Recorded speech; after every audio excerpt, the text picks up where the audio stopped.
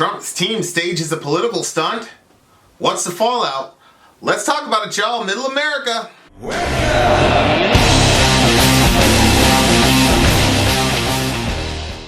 Well,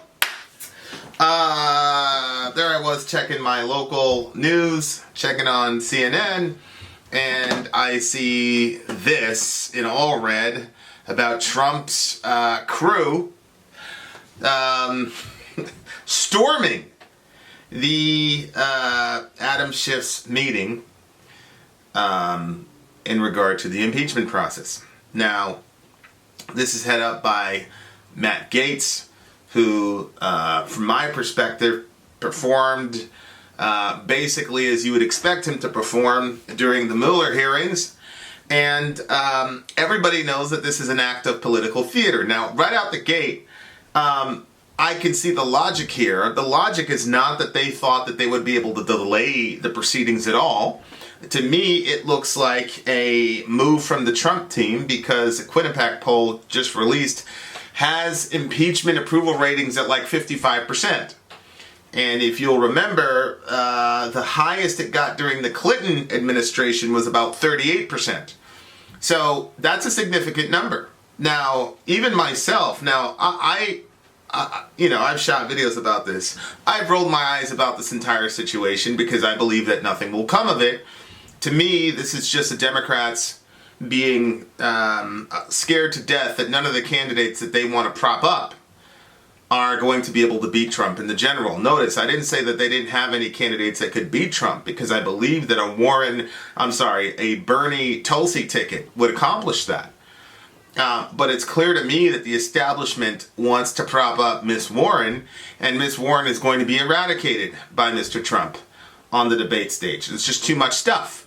The lying about the pregnancy stuff, the lying about her heritage stuff, her lying about Medicare for all and how it's not going to increase taxes to the middle class when everybody knows that that's not true, I think it puts her in a situation where she would get obliterated by Trump.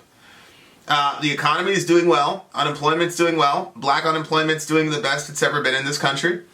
And I do not believe that they have enough gusto to be able to beat Trump. And so this is kind of their last desperate effort.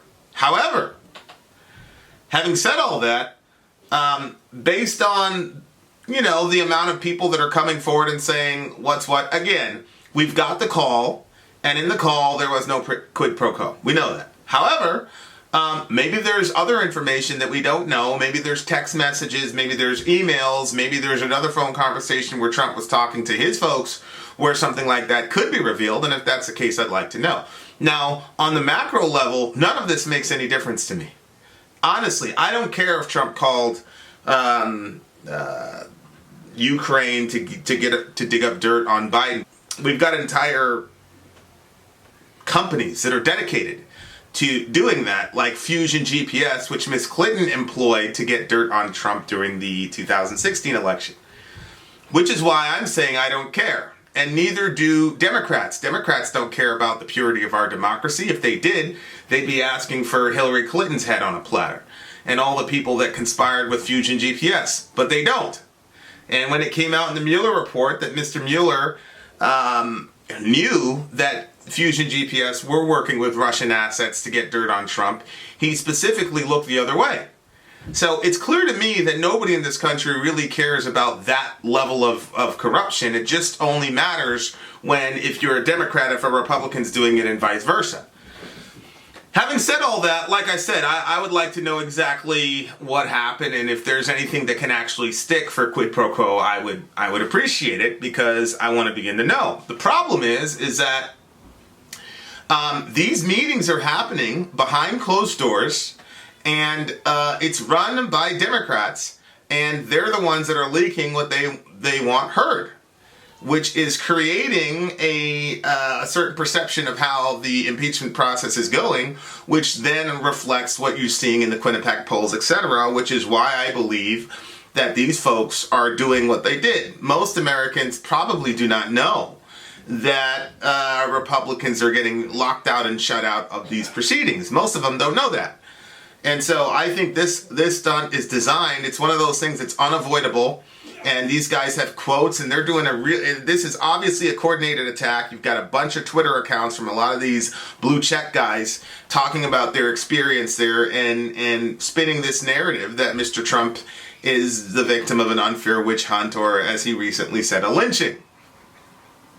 So I've got details of this on the Fox News side, and I've also got details on it from the CNN side, so that we can see both wings of the bird here and try to see if we can sift out some differences. So here's Fox News. House Republicans led by Matt Gaetz of Florida on Wednesday essentially stormed a closed-door session connected to the impeachment investigation of President Trump, prompting House Intelligence Committee Chairman Adam Schiff to suspend the proceedings in a remarkable scene.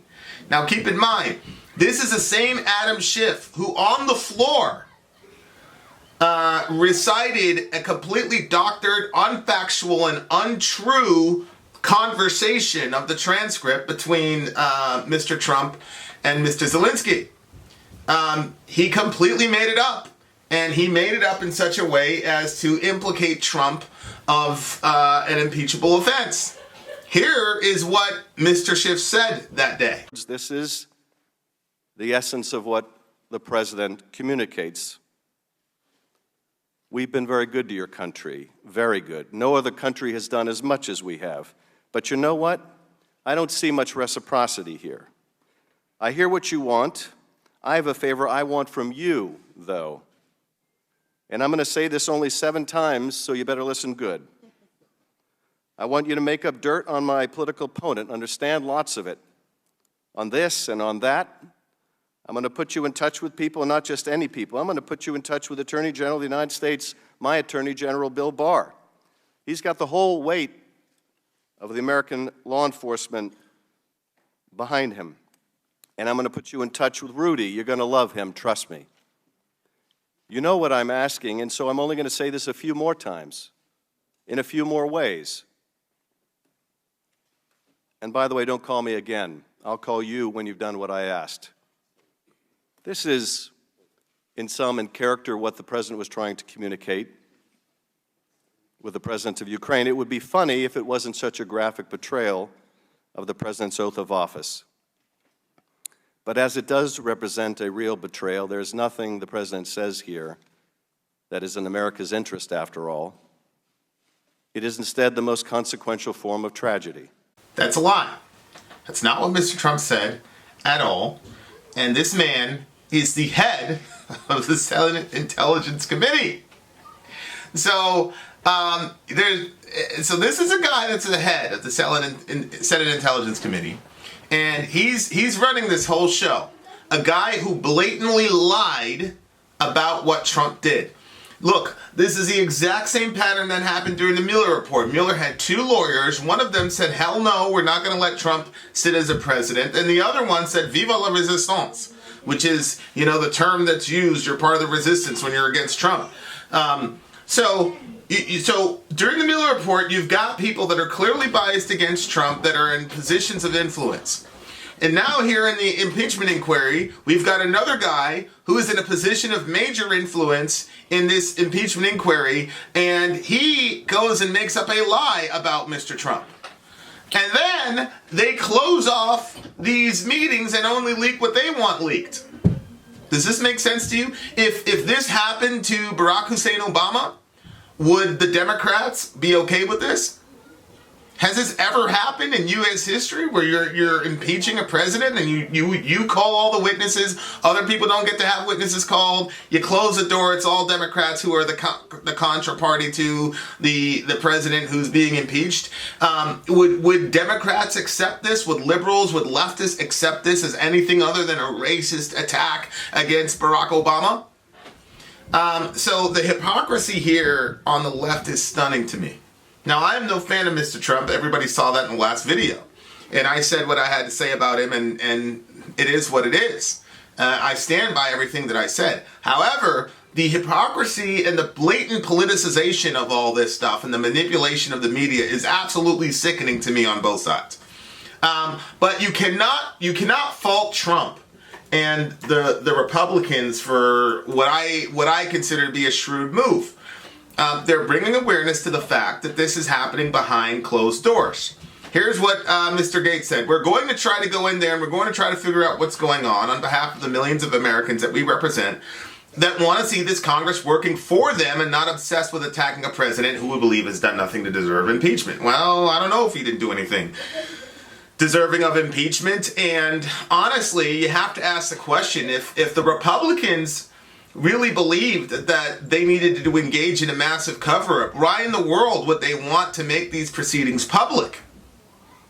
I mean, you got to ask that question. And conversely, if the Democrats believe without a shadow of a doubt that Mr. Trump is guilty of sin, why hide these proceedings from the public?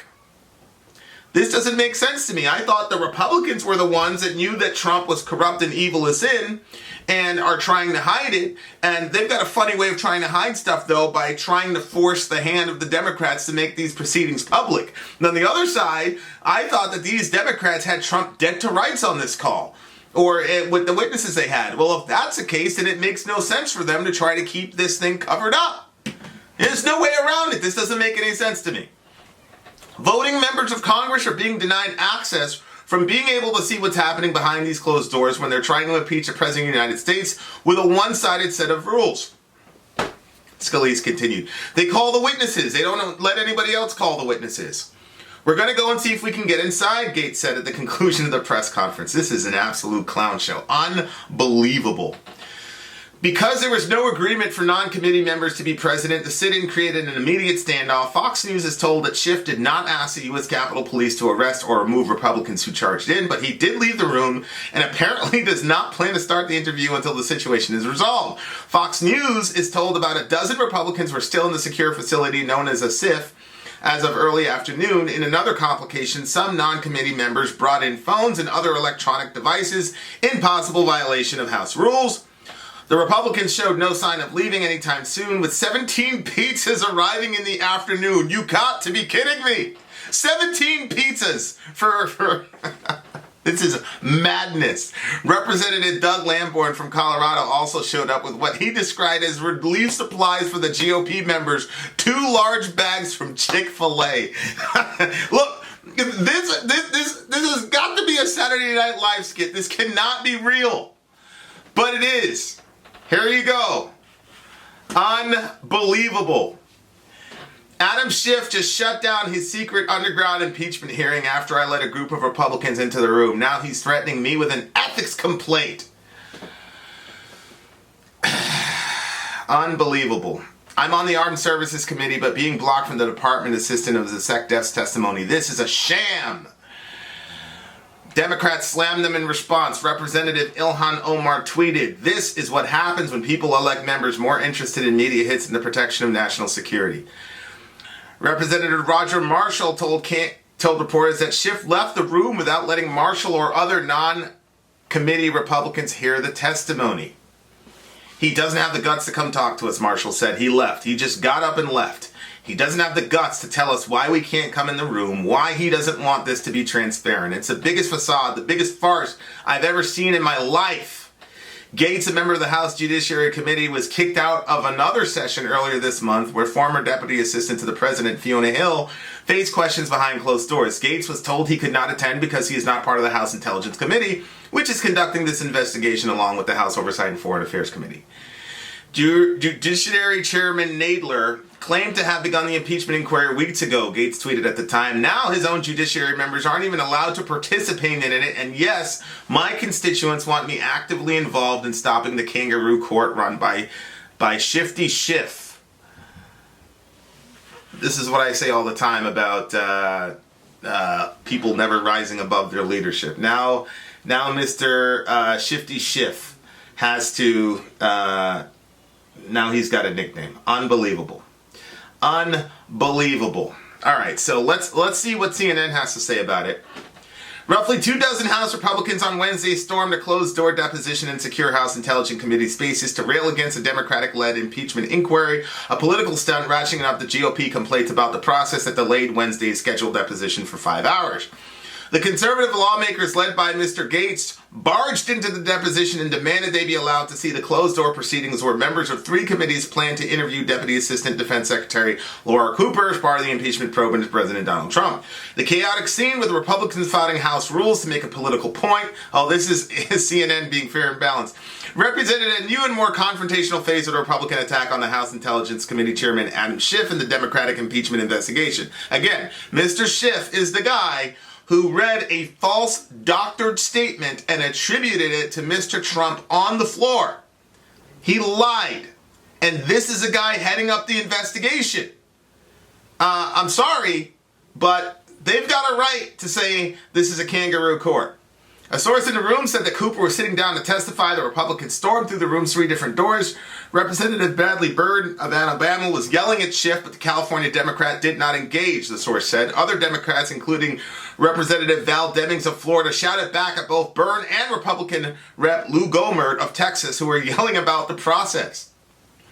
Demings, according to one source in the room, asked Republicans if they were trying to teach their children that's okay to lie, steal, and cheat so long as you don't get caught. This is amazing.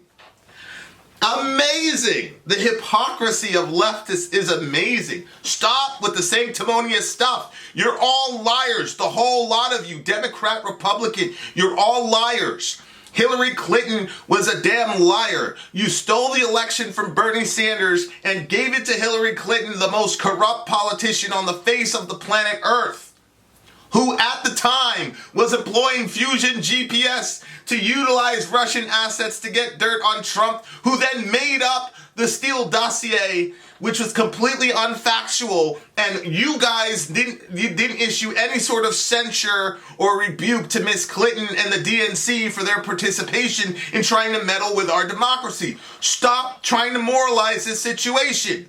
You are playing a political game. Fine. You think you have Trump over a barrel. Fine. But stop trying to moralize like you guys are the party of integrity. You guys did way more to destroy our democracy than Trump ever could when you stole the election from Bernie and gave it to Hillary. Facts. Over. Stop it. You're a bunch of hypocrites. The only one of you that can speak about this is Tulsi Gabbard, because when Tulsi saw the corruption, she withdrew and spoke against Hillary, which is a reason that even Van Jones had to say yesterday on CNN that the reason that Hillary is calling Tulsi a Russian asset is because she had the integrity to stand up against it. But the rest of you didn't. So I don't want to hear any moralizing from any of you. Stop it. You think you have your political opponent over a barrel. Fine. Leave it at that. Stop with the moralizing, please. You're insulting our intelligence. We all know that you're full of it and corrupt, the whole lot of you, Republican or Democrat, which is why I say I don't even care if Mr. Trump did that. Because what was the alternative? Hillary? She did the same thing, only worse. The only person that employed a foreign agency to make something up that wasn't true about a political candidate was the DNC and the Steele dossier. Read the Mueller report, please. Don't you have any work to do today? She said to one Republican member, according to the source. That's true. Like, seriously, like, you know, if you and I were working at our regular jobs and we just decided randomly we were going to storm the state house down there with no notice whatsoever, wouldn't you say, like, as an employer, we have a problem? You don't give any notice, you just get up and go out and work? Well, these Republicans are supposed to be working for us. So because Mr. Trump is a little bit down in the polls as far as support for the impeachment inquiry goes, you're going to go and pull this stunt when I'm paying you. You left the job that I'm currently paying you to do to pull this political stunt. So I think that's a well-placed criticism. These guys, at the end of the day, these people work for us. They report to us. We are their employer. So you better have a damn good reason for why you're going to commit dereliction of duty here in this regard. Cooper left the room while the Republicans refused to vacate the space. The source says the Capitol Hill police and sergeant-at-arms have been consulting as members refused to leave the rooms, and lawmakers said there are ongoing negotiations about how to end the standoff. It's the closest I've seen here to mass civil unrest as a member of Congress, said one source in the room. All of us put our electronics in boxes outside. That Schiff is used by Congress for lots of highly classified purposes. To compromise that to make a point is deeply troubling. Stop it again! Democrats, stop it! There is no national security issues happening in that forum. Stop it. Unbelievable. The storm the room stunt came 2 days after Trump said that he thought the Republicans have to get tougher and fight. Many of the Republicans engaged in the protests were at a White House on Tuesday meeting with Trump, and a person familiar with the matter told CNN that Trump had advanced knowledge of the plans to enter the space. Right. So this is where they see that the Quinnipiac poll is saying something unfavorable to them, and so they had to do something to shake up the apple cart. I'm going to be watching these polls in the next couple days after this, because I do believe that the Republicans have a legitimate gripe, and that if the shoe was on the other foot, we would be hearing about how racist the Republican establishment is for doing this to Mr. Obama. Then we would have seen all these articles from Vox and all the rest of it that talk about the history of African Americans who have who get convicted without trials, and there would be all these parallels made about that and how downtrodden black folks are and all the rest of it. You and I both know that is exactly what would have happened. If, for example, they put out an impeachment inquiry on Mr. Obama for killing a United States citizen extrajudicially, Anwar al-Awlaki, and then his son, who was 16 years old at the time. And the Republicans were chairing the entire investigation, and the lead of the entire investigation made up a complete lie in his recounting of the events. Then, of course, the Democrats would be storming the gates. They would be calling racism. There'd be all types of craziness happening. Show your face where we can all see the travesty that you're trying to foist on America and the degradation of our republic that you've engaged in, said Representative Mo Brooks of Alabama.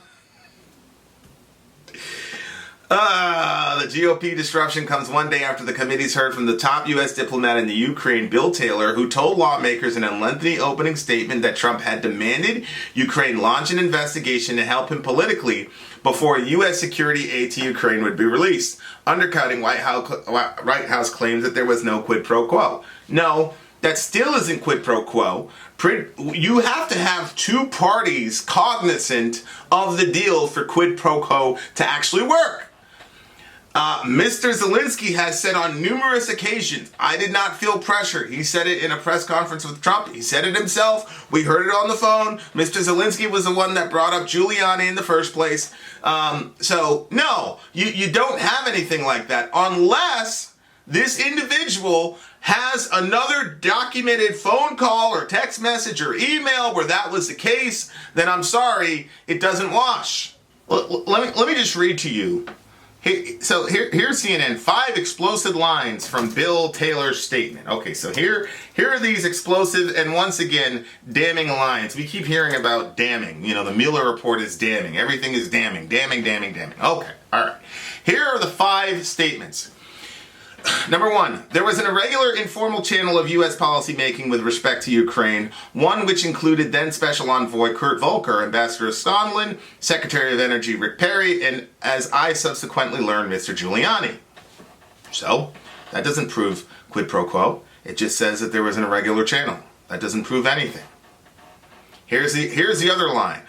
Ambassador Sondland told me that he had recommended to President Zelensky that he use the phrase, I will leave no stone unturned with regard to investigations when President Zelensky spoke with President Trump. So, that has nothing to do with quid pro quo. Nothing at all. 3, Ambassador Sondland told me that President Trump had told him that he wants President Zelensky to state publicly that Ukraine will investigate Burisma and alleged Ukrainian interference in the 2016 U.S. election. Okay, number 1, this is all hearsay. Somebody told me to tell this person.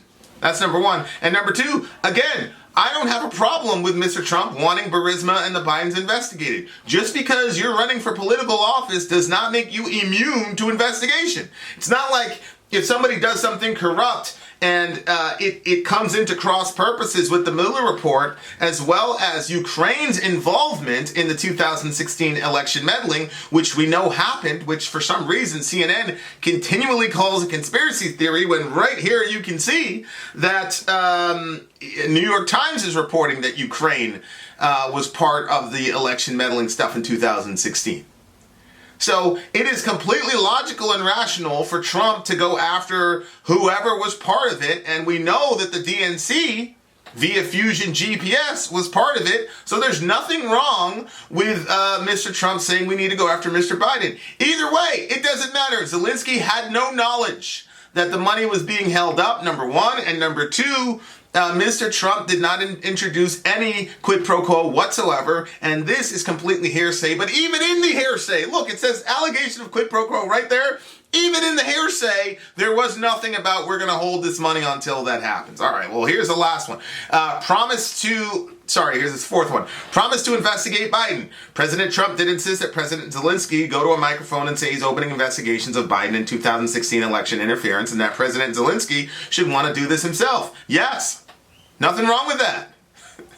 As I said above, being a 2020 hopeful does not make you immune to investigation. You know how I know? You know how I know the Democrats believe that? Because Trump is running for elections in re-election in 2020. He's an election hopeful, and yet he's under impeachment inquiries and investigations right now. Does that mean that the Democrats are trying to manipulate the 2020 election by going after the main frontrunner of the Republicans? It's the same logic. No. They say that they have Trump doing something corrupt, so they're going to do an investigation, and the fact that he's running for re-election in 2020 has no bearing on whether or not he is corrupt. Well, the exact same logic applies to Mr. Biden and his son. And the prosecutor, the special prosecutor, has testified under oath that he was removed specifically because he was going after Biden, and that happened right after Mr. Biden admitted in front of the Council of Foreign Relations that he blackmailed the thing that they're trying to say that Trump did for $500,000. Mr. Biden admitted for $1 billion that that's what he did. And here you go, foreign policy undercut. The push to make President Zelensky publicly commit to investigation of Burisma and alleged interference in the 2016 election showed how the official foreign policy of the United States was undercut by the irregular efforts led by Mr. Giuliani. Well, we had an irregular situation in which a U.S. president was accused for 3 years of being a Russian asset, and Ukraine was right in the middle of that entire storm. So it stands to reason, rationally speaking, that he would make that a priority and different things would be done. Maybe you guys can tell me in the last 20, 40 years if we've ever had something like the Mueller investigation in the first term of a president. So of course things are going to be irregular to respond to that. So look, I think the Republicans are corrupt as hell. I think that Trump is corrupt as hell. But I also think that Trump is a lot more intelligent than people give him credit for. And I doubt very highly that a month after the Mueller report, that Trump would go and say something that incriminating and leave that type of a trail. The man has been in the public eye for decades, and you and I both know he must have done terrible, horrible criminal things all the time. He's got connections with mafia bosses, and none of them have ever been able to stick. So my issue is not that I don't believe that Trump is corrupt. My issue is I don't believe that this Ukrainian issue is anything of substance in any way, shape, or form. It's completely hypocritical on the Democratic side. And this to me just smacks of the desperation of the Democratic Party. But this stunt that they pulled today also tells me that the Republicans are not as confident as they were at the beginning when this whole jihad happened. You know, at the beginning, people were saying that the Republicans wanted this. And look, Trump has raised, this has absolutely energized Trump's base. And he has raised way more, he's raised record amount of money in support of him, but that has to do with his base. His base, instead of saying, okay, I'll give $10, they decide they're going to give $100, et cetera, et cetera. But people in the middle, like myself, the Tim Pools of the world, et cetera, I don't think Tim Pool could ever be converted to voting for Trump. And I got to tell you, it would take a lot to convert me to vote for Trump, especially if there was a Bernie Tulsi ticket. If there's a burning Tulsi ticket, it would be literally impossible for anything that Trump could do or say to get me to vote for him. But it seems to me that the Democrats are trying to have their cake and eat it too. I think the DNC, if they really wanted to beat Trump straight up, they would get behind Bernie and Tulsi and push that ticket, and maybe bring Andrew Yang as some sort of automation consultant or whatever. If they really wanted to, they've got a grand slam home run in a Bernie Tulsi ticket. But what did the DNC try to do? Well, number one, they tried to foist Kamala Harris on us, but then Tulsi took down Kamala Harris. She went down in flames and she was never able to recover.